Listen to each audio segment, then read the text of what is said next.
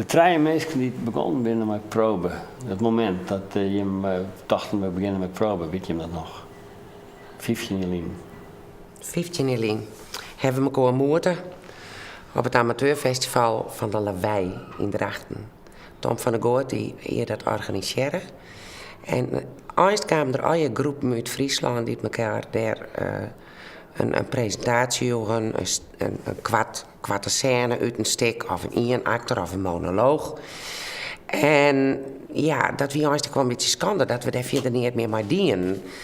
Dus daar waar ik van alle kanten zei, jongens, je maakt de boer op. Dit is zo prachtig, wij maken de boer op. Ja. En zo hebben we elkaar kennengelernd en we zijn bij elkaar gestapt. En toen was het proben. En dan laat je een foto en misschien kun je die even pakken. En dit is volgens mij de eerste groep. Ja, dit is de eerste groep best. Wie ben dat? Nou, dat is naast Laurens Sieboutje van der Meer. En Andries Edzerda. We hier nog op kop Matti. Wie is dit eigenlijk? Dirk de Vries. Dirk. Rijnse Haf. En Joke Tromp. Wat ben jullie al hier? Nou jong, hè? En Elske. En Elske en Laurens, ja. Ja. Toen waren we nog heel jong, ja. Nou praat ik hier met wat toneelspelers, maar Bas, jou ben ik al 15 jaar bij ProBlus, wat wie jou? Ja, ik ben eigenlijk vrij kwart en nooit. Toen speelde ik ziet een culturele rier van mijn Brits en toen kwam Elske maar kan nooit een keer in gast moeten spelen. Dus zei ik wat het spijtig dat je hem er geen lucht bij hebben. Dat we zeeljacht op, zeeljacht uit. En toen zei deze dame naast me van nou, wist dan wat mogelijkheden. Nou, ik hier een cursus die hem bij theater doe, jacht en lood en een keer wat kunde in die brood. Daar hebben we door het spel van Broek. En zij is het begon technisch, maar een hele beetje techniek dat nou ja, als nou nooit juist wat hier nou staat, dan denk ik, het is wel een beetje groeit. Ja, een beetje. Ja, een beetje. Ja. En kan je me uitleggen wat nou het plezier is van te spelen bij proben? Je hebt dat nou 15 jaar. Ik neem aan dat je het net doet omdat je het net leuk vindt.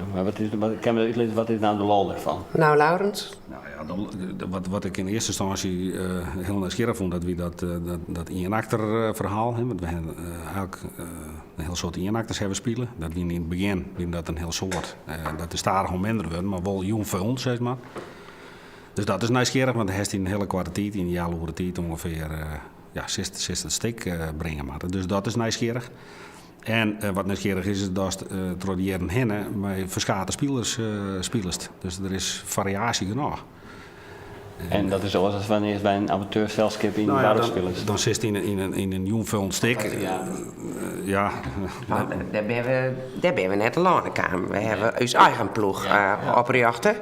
Ja. En ja, wij zijn wel eigenwijze mensen, ja, dat is weer. Ja. Eigenwijze toneelmeisken die haar een eigen repertoire, ik zie je. En ja, die vrijheid heb je net als je speler binnen bij een ploeg of bij een vereniging. En ja, wij komen zelfs wel overal uit Friesland wij. Dus de kaars is maar voor een eenacter wie eigenlijk wel een beetje logistiek. Ja. Dat we daarvoor kiezen moesten. Want dan heeft twee eenacters op miljoen, vaartskoft, nijdskoft. En dan waren er een ploeg geerstald. En het midden van waar die spelers wij kwamen, daar zochten we dan een repetitieruimte. En daar heeft wel in Dokkum repeteerd. Ja. En wij in de Zuidwesthoeken. Ja. En dan smeerden we de lapen bij elkaar. En dan zeggen we elkaars producties pas. Ja. Nou ja, had wel een heel lang op rit weer. Ja. Dus dat weer was best wel altijd heel spannend. En we kwamen oren waar ik wel bij elkaar om even te zien. Ja. En wat waren die criteria voor het repertoire? Je zou krijgen eigen repertoire, zie je generaal hoe het is? Nieuwsgierig en oorsoortig toneel. Net het gewone normale toneel brengen. Dat heeft toch altijd wel een beetje uw trio geweest. En wat is oorsoortig toneel? Nou, stekken met jipgang, wel met humor, maar ik met drama en net al hier onderbroeken al steken, want ja, dat echt wel steken die en dat echt ik een boodschap in zit. De meesten, ik wel eens even surtje moesten, want dan even steek. Dus dat vond ik altijd het mooie ervan, het oorsoortige. Net dat onderbroeken al steek, zeg maar. Nou, ik denk ik vaak stikken die het als gewoon wij net bij een toneelploeg spelen wordt.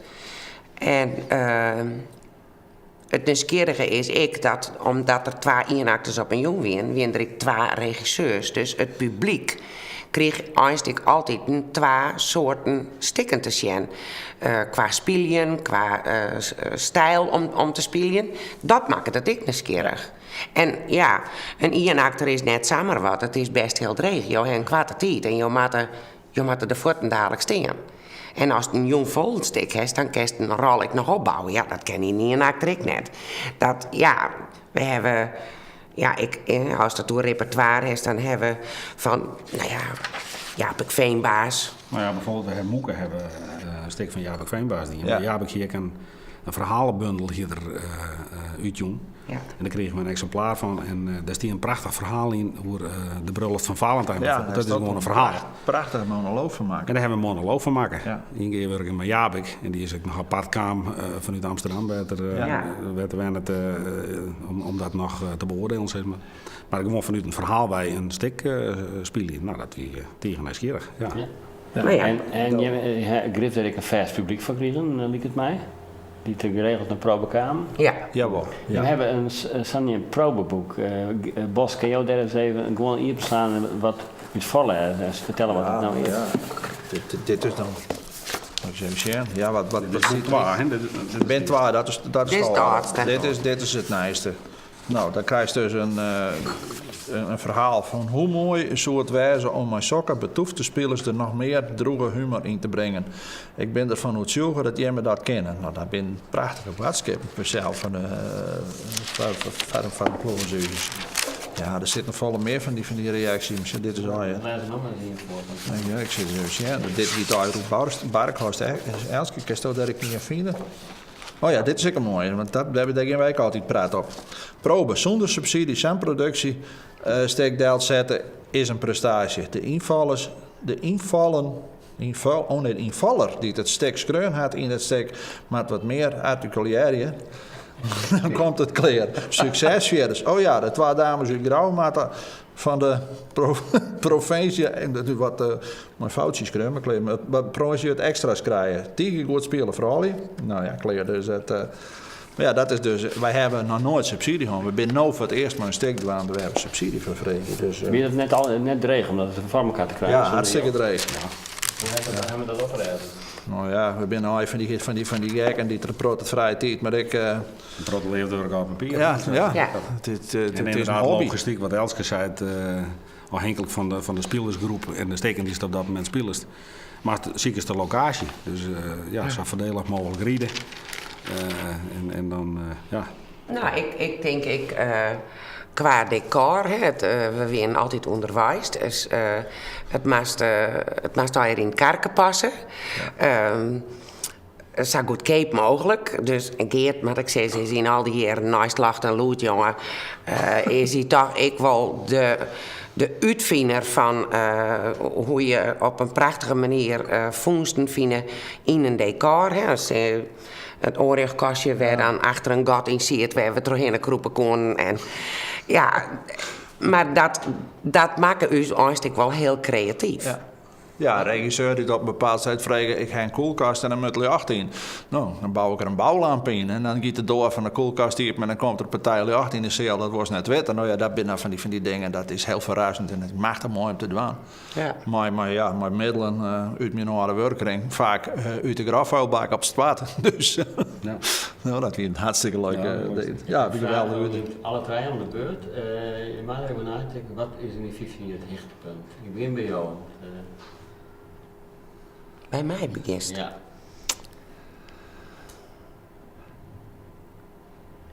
Ja.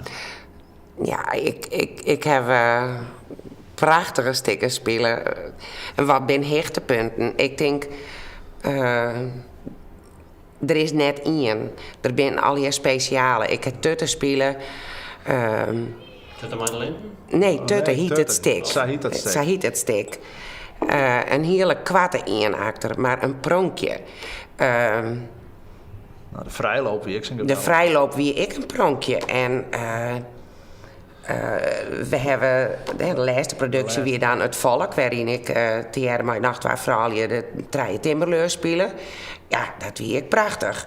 Maar in de start dat we beginnen met de verstonen, maar Marty Silvius. Helemaal in het zwart. En grote horden op, nou dat wie ik prachtig speelden. We het was vooral op een cirkel. Dachten we ik dan mijn echte grijfsteen. Ja, dat vind ik, dat ben topperkes. Ja. En Bos? Nou, voor mij weer de toppers, de vrijloop. De vrijloop, de vrijer en de laatste beide producties van het theatergroep Het Volk. Heel oorsoortig toneel, maar zo geweldig om te doen. En dat heb ik zelf nog hoorzetten met elkaar. Dus dat vind ik geweldig. Dat vind ik voor mij de hoogtepunten. Nou, dat zei ik. Ja, nou, ik vond zeer het allereerste stuk wat ik speelde, dat weer een heel mooi stuk om te spelen. Daar heb ik heel leuke reacties. Ik heb gewoon vanuit het publiek, waar heb ik dan met het publiek wat een interactie mee gewoon. En dat wie echt een heel leuk stuk om te spelen. Jens beste vriend heb ik van genoten. De monoloog, die krijg ik niet, dat vond ik heel nieuwsgierig. Die heb ik nooit bereikt gewoon. En wat ik echt een heel leuk stuk vond, dat wie inderdaad het volk, wat we omzetten naar het Fries. En daar heb ik echt... daar heb ik echt van genoten. Ja. Je bent nou warm van het begin. Hoe voorkom je dat het op een gegeven moment ophoudt? Want er moet natuurlijk een jongere generatie terug in, lijkt het mij. Hoe regel je dat? Nou, dat is u zwaar op stuit wel. Ja. Ja. We hebben wat naaie spelers erbij. Maar ja, met jou had dit nog trots zetten wel. En kan je meestal vinden die krijg ze gek bijna zus dat ze de savaliteit en energie insteken willen om van 0 cent naar paard te gaan. Want daar komt het gewoon op deel. Ja. Dus jou is er altijd achterom. Het is hobby. Dus een hobby kost het geld. Nou, dat heeft je net oors. Hoe lang ging je hem nog terug? Nou, ik heb ook zo'n, dit is mijn laatste productie. Ik ben nog 65, ik heb ook zo'n, dit is mijn laatste productie waar ik mee werk. En dat heeft meer te krijgen met de reg, om samen te zeggen, dan met de andere dingen. Want het werd op een bepaald set wordt regen, maar dat geslepen al, ja. Dus, En Jimmer? Weet je hem al? Nou, misschien maar het oorenstik wel weer zo'n tas de bedel vast. Maar nee, zo lang mogelijk. Ja. Nou, ik denk dat het ik een beetje een kwestie is. Wij zijn dan misschien wel de oude kern. Maar probeer het tradieren heen altijd met gastspelers werken. Die hebben ik wel verschillende producties hebben ze mij rond. En ja, misschien mag het dan ik uitdragen. Misschien komt er op een dag wel in. En aan de andere kant, het is ik iets, gaat het altijd op haar zoeken. Ja. Ik bedoel, aan alles is een begin en aan alles is ik een eind. En dat kan je wel heel dramatisch worden. Maar wij hebben eerst altijd een per productie hebben. En dan, dan moesten we even bekomen en dan begon het breeden weer steeds maar. Wie altijd wat breder. Ja. Waar zijn we nou mee komen? Ja. Dus kan dan beginnen en eind tegen midden. Ben je wel eens regeteerd best in de Visioneer? Ja. Jawel. Ja. De motor is dus wel eens in de schoonzaken. Maar daar komen we het aan elkaar altijd weer vinden om weer verder te gaan. En waar laat je dat dan aan? Ja, vaak dingen van boeten nou. Spelers die aanjakken. Wils zat je al een aardig 4 maanden een productie winnen. En het feit dat je heel dreig een productie ergens deelt zetten kennen en sale, dat speelt ik altijd maar. Want ja, je moet het zelf verkopen en dat is net makkelijk. En je hoort het daar helemaal net. Dus, nee, wij weergen dus altijd een gakje. Ja. En ja, soms is dat ik wel eens heel spannend. Ga je het redden, ja of nee? Het de titel van je jubileumstuk misschien een versissende waarde? Dus stel het lacht uit? Nou, hebben we het nooit gehad. Zij het nee. Nee, ik denk dat de nieuwe productie meer te krijgen heeft met de levensfase waar wij nou in zitten. Ja. Wie we doen, eind 30's, begin 40's doet we beginnen. Nou zitten wij dus in die 60 gewoon. Ja.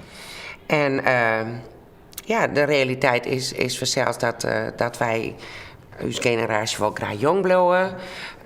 We moeten fit blijven, we moeten strak lief hebben. En je kennen van alles wel regelen willen. Maar het leven is vaak heel oors en hut. En je kan niet alles regelen.